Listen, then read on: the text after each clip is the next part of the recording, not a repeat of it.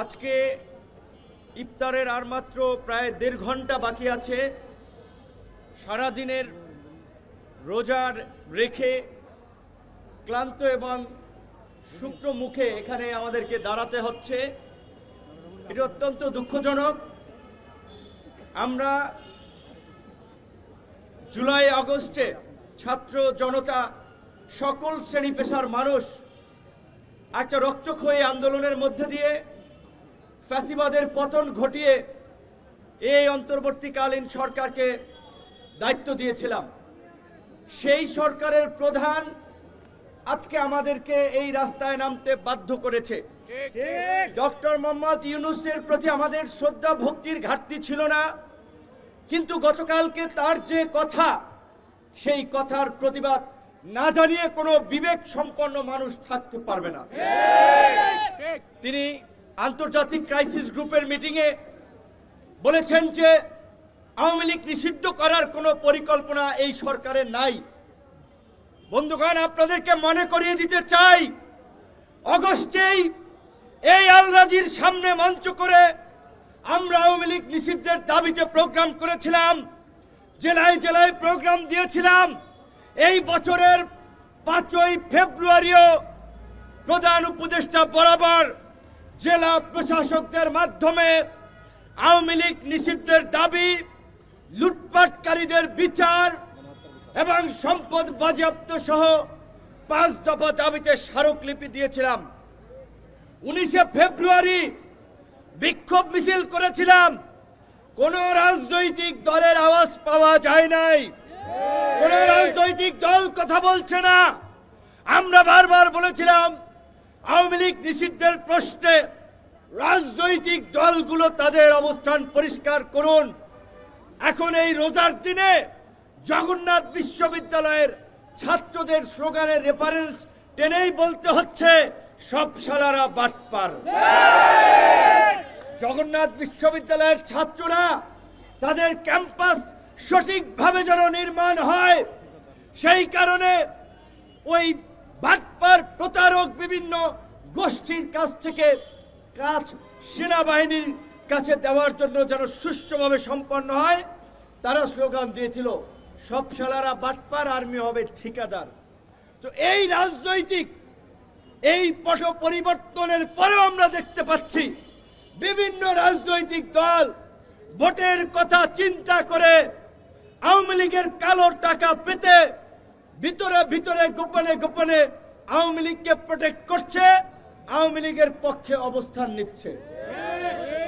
আজকে বিপ্লবের কাণ্ডারি বলে যে সমস্ত ছাত্র নেতারা পরিচিত, তাদের মন্ত্রণালয়ের সচিব থেকে বিভিন্ন দপ্তরেও এই ফাঁসিবাদের দোসর যারা 24 এমপি নির্বাচন করেছে তারাও দায়িত্ব পালন করছে। আমি জানতে চাই যুবক্রিয়া উপদেষ্টার কাছে, বাফুফের সহসভাপতি জাহিদি রেডিয়ান ফার্মার আওয়ামী লীগের ফাঁসিবাদের দোসর 24-এ নির্বাচন করেছে, সে কিভাবে বাফুফের সহসভাপতি হয়? এইটা তো বিপ্লবের ঠিকাদার দাবি করা ছাত্র নেতাদের মন্ত্রণালয়। তার মন্ত্রণালয়ের সচিব নজরুল ইসলাম আওয়ামী লীগের নিয়মিত সুবিধাভোগী ছিল। এইভাবে অন্তত 15 জন সচিব আছে যারা আওয়ামী লীগের আমলে নিয়মিত সুবিধাভোগী ছিল। তারা সচিব হচ্ছে, ছাত্র সমন্বয়করা বিভিন্ন জনের বিষয়ে তদবির করে তাদেরকে পুনর্বাসনের সুযোগ করে দিচ্ছে, আর দোষ দিচ্ছে আর্মি আর সরকারের। মানে অনেকটা এই আওয়ামী লীগের ঠিকানা এই বাংলায় হবে না, এই বাংলায় হবে না। অনেকটা এখন পরিস্থিতি দাঁড়িয়েছে আঙ্গুর ফল না খেতে পেরে টক। সরকারের কাছ থেকে সুবিধা নিয়ে সরকারের উপরে তারা খবরদারি জারি করে পার্টি গঠন করে তারা আজকে হাসিনার মতো আরেকটা ফ্যাসিস্ট পার্টি হতে চায়। যেই কারণে আজকে তারা আর্মি নিয়ন্ত্রণ করতে চায়, পুলিশ নিয়ন্ত্রণ করতে চায়, রাজনীতিবিদদের মধ্যে বিভাজন তৈরি করতে চায় এবং দেশে নৈরাজ্য তৈরি করতে চায়। এবং তাদেরকে সহযোগিতা করছে কিছু তথাকথিত বুদ্ধিজীবী এবং তথাকথিত বিপ্লবী নামে কিছু হঠকারী লোকজন। আপনারা দেখবেন, ন্যারেটিভগুলো দেখবেন, বয়ান দেখবেন, বক্তব্য ফলো করবেন। আমরা বলছিলাম ছাত্র জনতা, সামরিক বাহিনী, পুলিশ প্রশাসন, সমস্ত জনগণ অন্তত একটা পর্যায়ে এক বিন্দুতে এসে মিলিত হয়েছে বিদায়ী এই গণ অভ্যুত্থান সফল হয়েছে।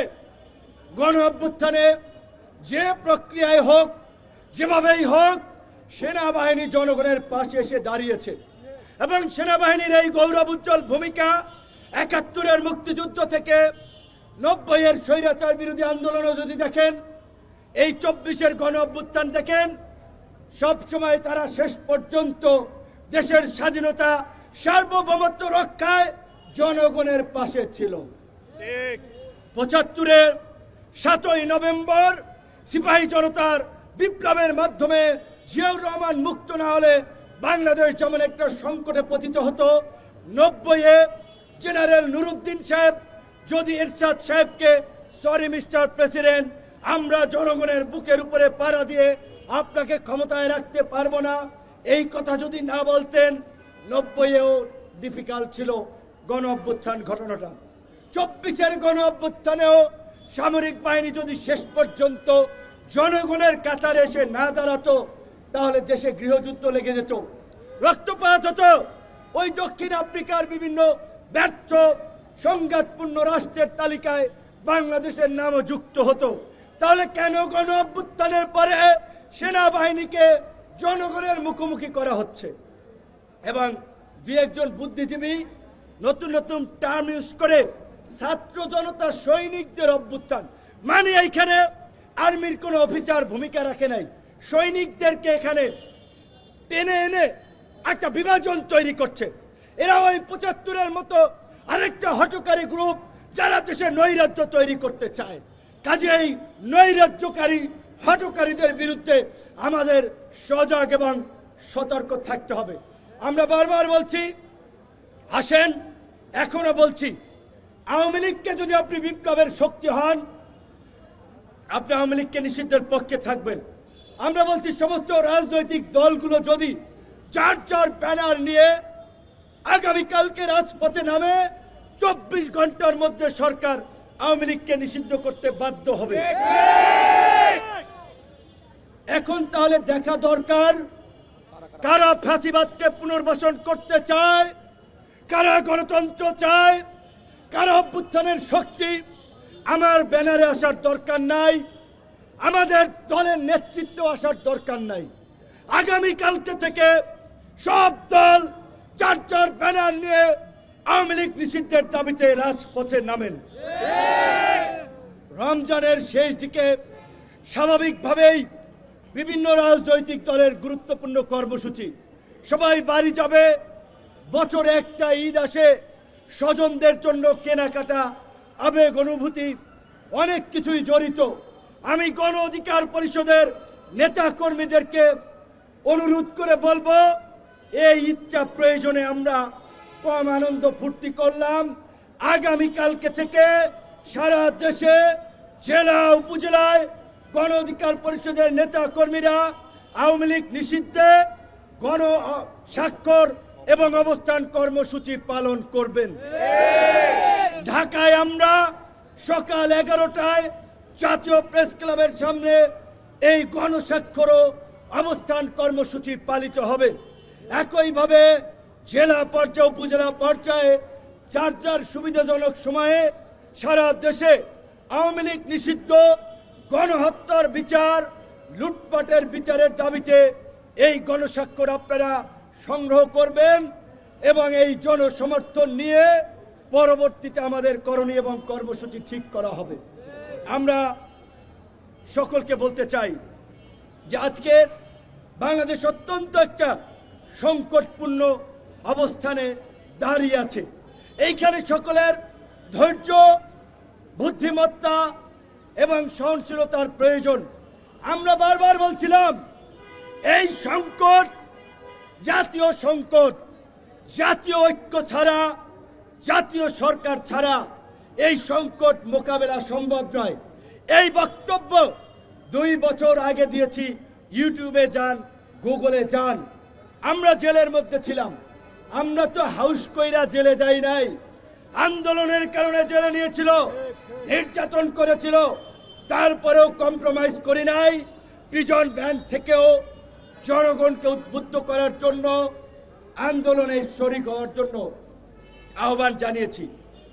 আন্দোলনের এই ফ্যাসিবাদের পতনের পরে এই ছাত্র নেতারা কেন জাতীয় সরকার গঠন করলো না? তারা কেন শুধুমাত্র দুজনের প্রতিনিধি, পরবর্তীতে আরেকজন ঢুকিয়েছে, আর বিভিন্ন দূতাবাসের প্রেসক্রিপশনে এই এনজিও মার্কা সরকার গঠন করেছে? এই জবাব এই ছাত্র নেতাদেরকে দিতে হবে। যদিও তারা এখন আর ছাত্র নেতা নাই, তারা এখন জাতীয় রাজনৈতিক দল এনসিপির নেতা হয়ে গিয়েছেন, নাপা নাগরিক পার্টি।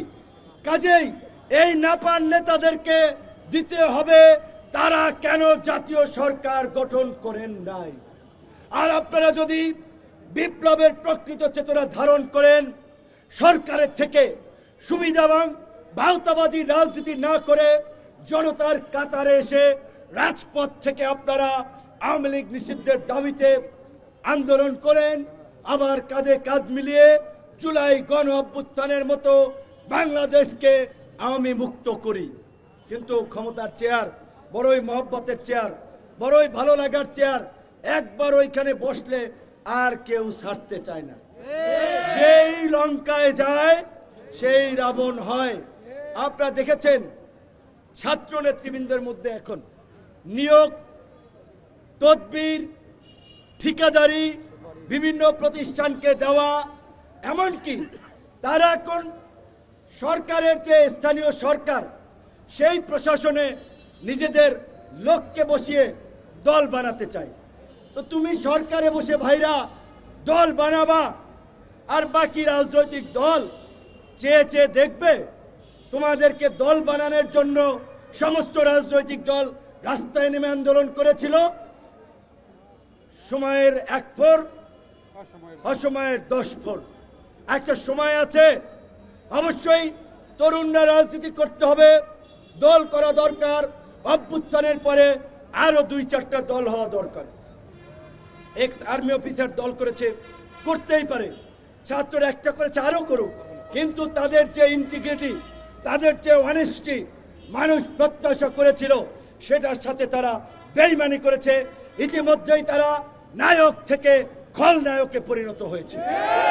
কাজেই আওয়ামী লীগকে নিষিদ্ধের দাবিতে ডাবল স্ট্যান্ডার্ড গেম কেউ না খেলে আমরা গণ অধিকার পরিষদের মতো সকল রাজনৈতিক দলকে রাজপথে নেমে আওয়াজ তোলার আহ্বান জানাই এবং প্রধান উপদেষ্টা সহ এই সরকারকে পরিষ্কারভাবে জানিয়ে দিতে চাই, এই গণ অভ্যুত্থানের প্রকৃত মাস্টার মাইন্ড কারা, কিভাবে এই আন্দোলন কোথায় কিভাবে হয়েছে, সেটা 18 থেকে এই কোটা সংস্কার থেকে রাষ্ট্র সংস্কার আওয়াজ উঠানো তরুণরা জানে।